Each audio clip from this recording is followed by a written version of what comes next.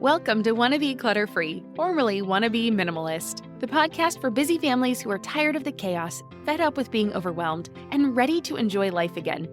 Each week, we talk about how to let go of the clutter so that you can focus on the things that actually matter. And it's not just physical clutter. We talk about the mental and emotional stuff too, because if it's holding you back, it's time to ditch it. I share what I've done in my own life to declutter, organize, and calm the chaos, but you won't just hear it from me. There are amazing guests too. It's practical, doable, and simple for those of us that want to be clutter-free. You're listening to the Wanna Be Minimalist Show with Deanna Yates, episode number 65.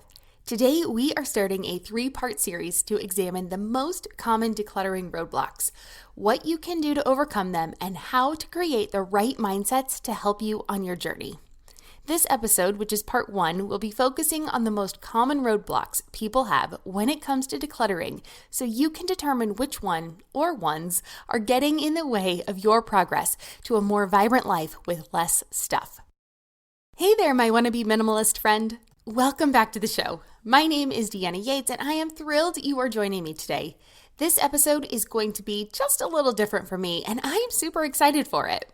This is the first in a 3-part series, so make sure you come back over the next 2 weeks to catch the next installments. So what is this 3-part series going to be all about? In a nutshell, we will be working with mindsets, and I have found that the mindsets we keep are the number 1 factor in determining how we live our lives. Part 1 will be looking at the most common roadblocks when it comes to decluttering, organizing, keeping a tidy home, and embracing minimalism. Part 2 will discuss how to get over these common roadblocks. And then Part 3 will be all about creating better mindsets so we can move forward into the vibrant life we want to live and, of course, get the tidy home we crave while putting the systems we need in place so that it can all get done more seamlessly. Before we jump in, though, I want to let you know that you can find all of the show notes for today and links to anything I mention at littlegreenbow.com/65. Again, that's littlegreenbow.com/65. And I also want to let you know that this 3-part series is brought to you by my upcoming decluttering challenge. It's completely free. It's the Avalanche Declutter Challenge, and over the course of 30 days, we will be decluttering over 450 items from your home. I ran this challenge back in June and it was so amazing, and many of you asked if I would run it again, so here it is. If you're looking to declutter and organize your home, maybe your kids are back in school and now you have time to devote to yourself and your home again, or you want to get a jump start on getting ready for the holidays, yes, crazily enough, they're not that far off, or you just need some accountability to make the changes you want to see in your home, then I hope you will join us. The Avalanche Declutter Challenge will be starting on Tuesday, September 7th. That is the day after Labor Day, so you have a little time to prepare.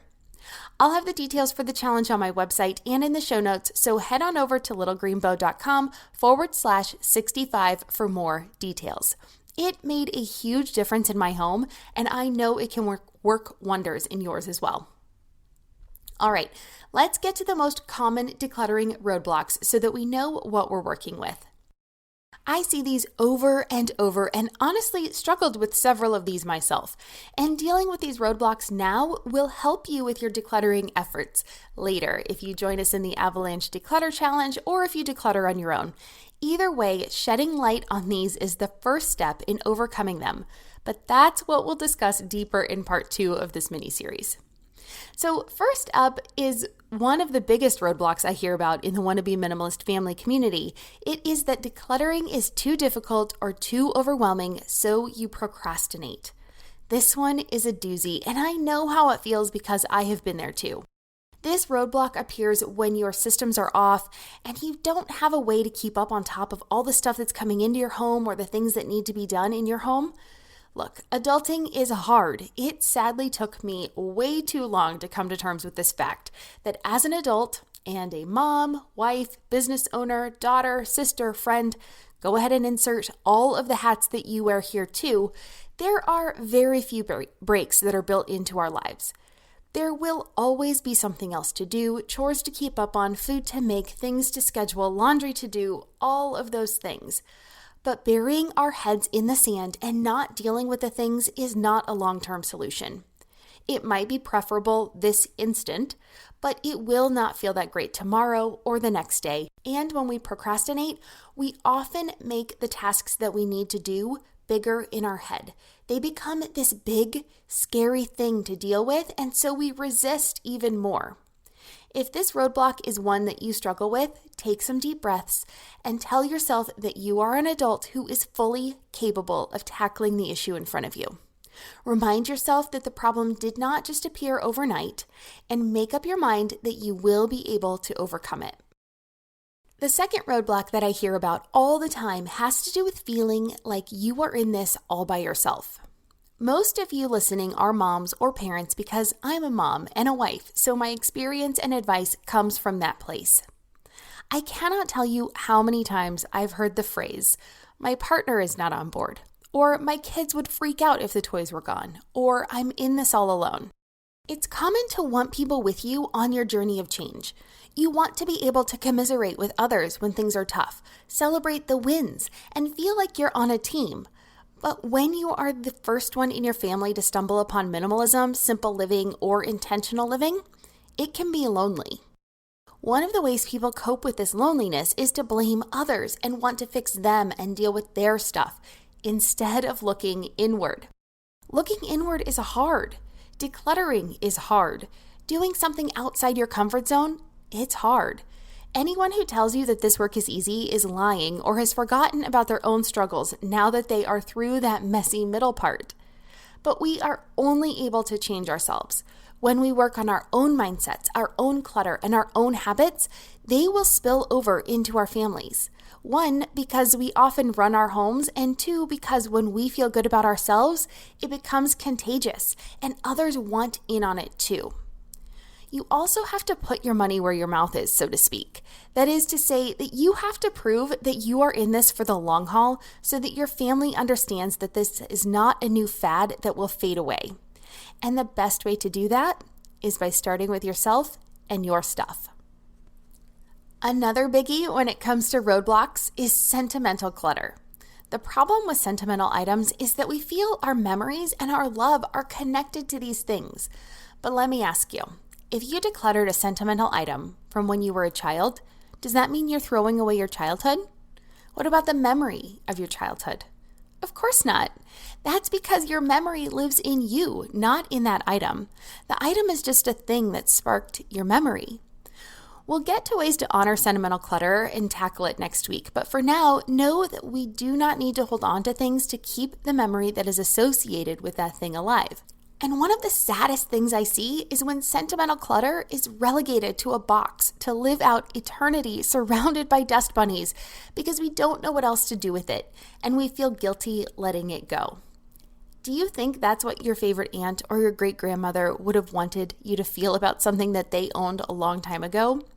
I feel like they would want us to be happy over keeping something just because we feel like we must. The fourth common roadblock to decluttering I see is that our stuff gives us the illusion of security. It can also be called the joy of plenty, and I know that those two don't seem like they really go together, but we think of stuff making us feel safe, secure, or happy, and so we don't want to let it go, and that's why those two can become the same roadblock. So if this one is not resonating with you, I want you to look to your kids. Children often like having things, even if they do not play with them, because it gives them a feeling of superiority. They are not in charge over most parts of their lives, but they can be in charge of their toys. And if they let those toys go, well, then they feel like they're giving up control, or that feeling of being in charge of something. Another way you can see this playing out in everyday life is when someone owns something expensive. Owning something that is valuable or worth a lot of money can be significant for some people.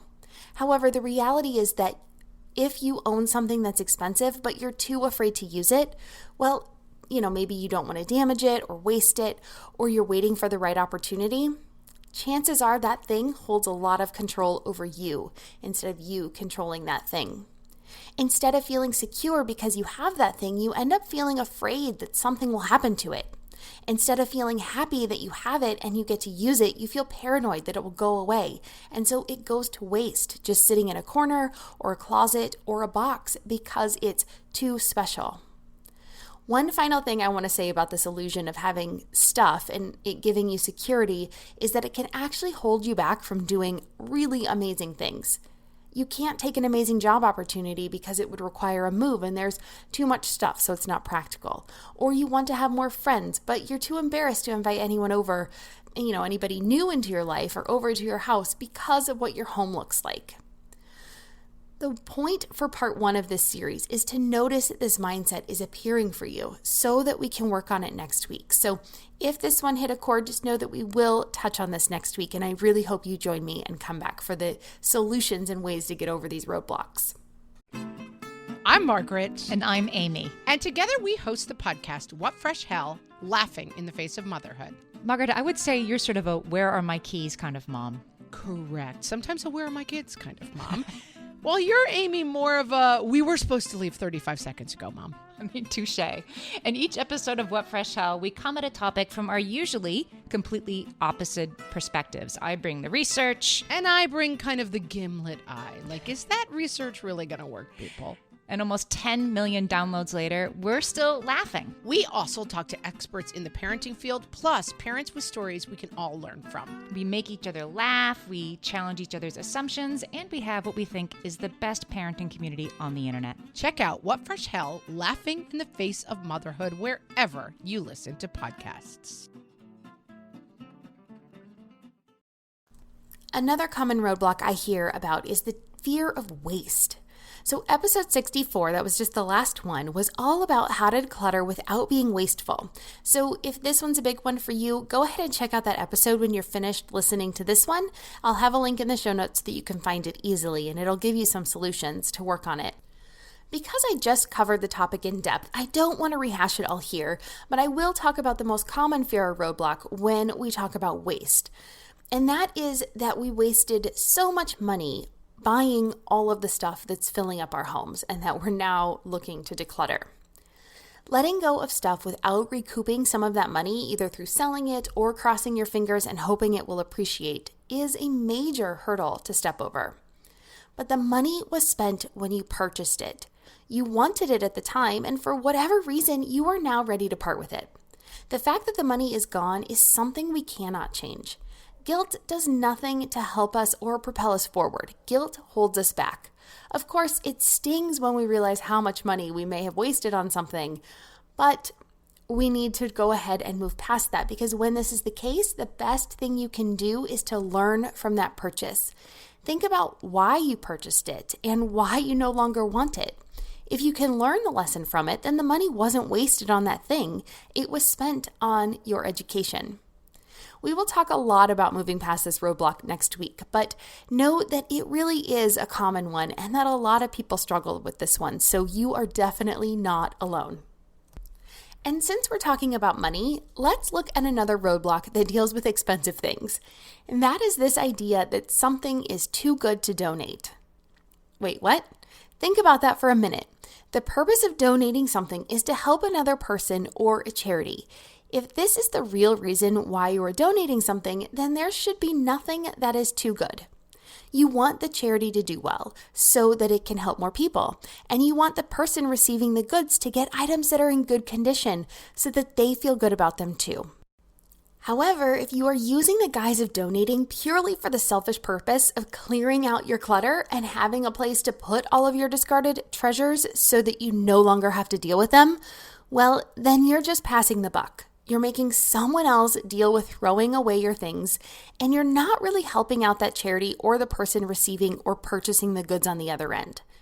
The donation should be for the receiving party, not so that you feel better about your stuff not ending up in the landfill, because sadly, the odds are that most of it will end up there eventually. The next common roadblock is the fear of lost future opportunity, otherwise known as just-in-case clutter. This is another topic I covered in length on episode 59, so be sure to check out that one as well. Just-in-case clutter is tricky because the item we have is useful. It has a purpose, and we may even have dreams of using it one day. But for one reason or another, you're not using it right now. The truth is that our past behavior is very indicative of our future behavior. If we have not used something in the past month, we probably won't use it in the next month. The same can be said for other time periods, like over the past year for seasonal items. If you didn't use that thing last summer or winter, it's not likely that you'll use it this summer or winter. Unless you plan to make major life changes, things like move to a different house, take up a new or old hobby, change careers, start a family, all of those kinds of major life changes, well, then this just-in-case clutter will likely never see the light of day. And even if you're planning to make any of these major life changes, it's best to decide if that just-in-case item would be indispensable to that life change, or if you'd get on okay without it.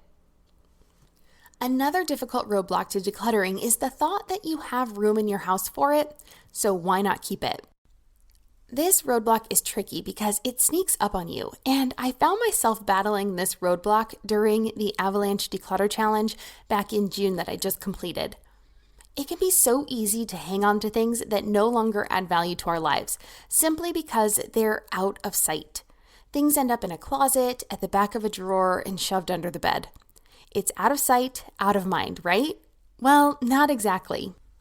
When every space is filled up, we feel overwhelmed. There is no place to put anything new. Heaven forbid there be a family emergency, unexpected move, or a death in the family that causes all of this stuff to come to the surface rather quickly.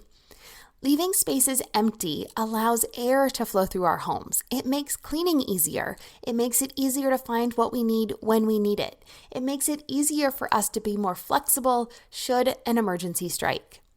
It creates calm in our minds, our bodies, and our homes. So just because you have space in a closet does not mean that you have space in your life for that item. And the final roadblock I want to bring to light is the need for perfection. I have heard people tell me they want to declutter, but the time is not right. Or they want to do it, but they want to do their whole house at once. There is this sense that there is only one way to declutter and everything has to be lined up perfectly in order to get it right. But as with anything in life, there is no one way to do it. Decluttering is not something that you do one time, but rather a skill that you constantly hone. Your circumstances will change, which means some objects will cease to provide value to your life. And in that case, you reassess.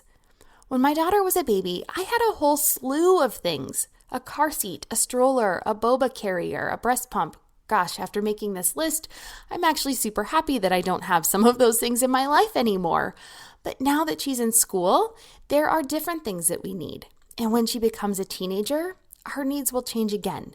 And that is the reality of life. My minimalist mindset didn't change, nor did my ability to declutter or the fact that I want to live simply and intentionally, but my circumstances did. The things I needed in my life changed. So remember, anytime you start something new or try a different approach, there will be a learning curve. Babies do not walk right away, and we don't look down on them when they learn to roll over and then scoot and then crawl, then take their first steps with assistance before finally walking on their own. No, we cherish each of those steps. We take tons of pictures and we praise them and we encourage them along the way. And we need to do that for ourselves. We should not get down on ourselves for having to learn a new skill like decluttering or organizing. Instead, we need to realize that we get better at these skills when we practice them over and over, just like your babies did when they learned to walk. And so that wraps up the most common roadblocks to decluttering. Whether you struggle with one or most of these, the good news is that we can make a change for the better so that we can clear the clutter from our homes, free up our minds, and live the vibrant lives we want to be living each and every day. I'm not going to lie, it's kind of hard for me to leave this as a part one because I hate putting all this kind of a negative sense out there without giving you the good or the ideas that you can change these, but we're going to get into that next week, and I didn't want this to become too long. So I do hope that you liked today's episode, and I hope that you will join me again here next week because I want to help you overcome these roadblocks, not just tell you what's standing in your way. And if you'd like to continue the conversation this week, I do invite you to come on over and share in the Wannabe Minimalist family community on Facebook. That group is completely free and it's becoming an amazing community of like-minded people. It's a great place to ask any questions you might have about decluttering, organizing, or simplifying from others who have been there before or that are on a similar journey in a similar place and have found a solution that might be just perfect for you. You are not alone, and we are here to help. So introduce yourself, share your thoughts, and let us know if there's something that we can help you with. Plus, I'd love to know what you thought of today's episode. If you're brave enough, let me know which roadblock is the biggest struggle for you. I promise that you are not alone. I know I've said that a few times, but I want you to know that others are struggling with this too. And by talking about it, we can move forward. So you can mention it in the Wannabe Minimalist family group, or you can tag me on Instagram. I'm little.green.bow, or you can use the hashtag Wannabe Minimalist Family. I'm excited to hear from you and offer encouragement on your journey toward less stuff, more happiness, and a vibrant life that you and your family deserve. And don't forget to pick up all of the show notes for today at littlegreenbow.com/65. I will have links to the other episodes that I talked about that dive deeper on a few of these roadblocks so that you can go ahead and be sure to find those solutions right now if you need them right now. And you can also sign up to be part of the Avalanche Declutter Challenge that will be starting on September 7th. You can do all of that on the website at littlegreenbow.com/65. That just about wraps it up for today's episode. But before I go, I just want to take a minute to thank you for listening to this show. I appreciate that you choose to spend some of your time with me, and I hope the information that I provide is helpful, inspiring, encouraging, and helps you get through your day. And if you enjoyed today's episode and have not done so already, please subscribe to be notified of new episodes wherever you prefer to listen to podcasts.